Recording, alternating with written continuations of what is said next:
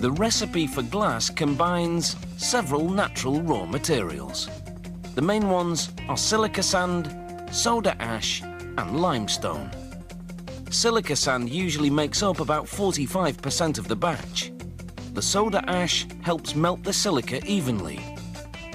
It makes up about 15%. A limestone content of about 10% makes the finished glass more durable. These ingredients are combined with recycled glass called cullet. The factory's equipment feeds precise amounts of the materials into a furnace. After 24 hours at 1500 degrees Celsius, a gooey liquid that's the consistency of honey is produced. The molten glass pours out of the furnace. Shears cut the flow at precise intervals to produce cylindrical globs. Each glob is the exact amount required to make up one bottle or jar. They drop to a device called the scoop. The scoop moves them to troughs that feed them to jar-forming and bottle-forming machines. A glob of molten glass goes into a preliminary mold. In a matter of seconds, it comes out as a miniature version of the bottle, known as a parison. Each parison then moves into a blow mold, the cavity of which is the shape of the final bottle. The equipment blows compressed air into the parison, stretching the glass outward towards the wall of the mold cavity. This process creates the final bottle shape and hollows out the inside.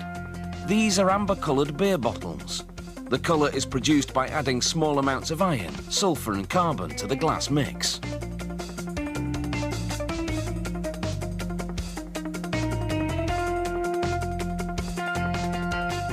A similar manufacturing process is used to produce other types of bottles and jars.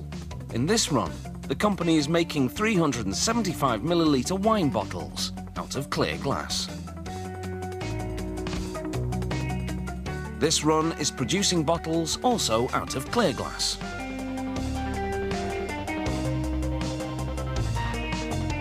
This mold, though, has a special feature, a recessed insignia on one of the walls, which produces a raised insignia on the front of the bottle. After the bottles leave the forming machine, they travel through flames. Otherwise, they would cool down too quickly and crack from thermal shock.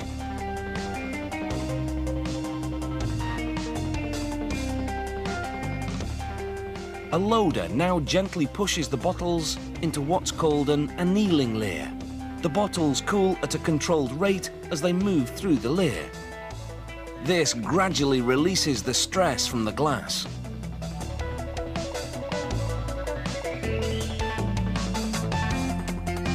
As the bottles exit, they're sprayed with lubricant. This enables them to move smoothly through the rest of the inspection and packaging line. The bottles now single file to head into the automatic inspection station. As the machine spins each bottle, cameras and probes check for imperfections such as cracks or bubbles.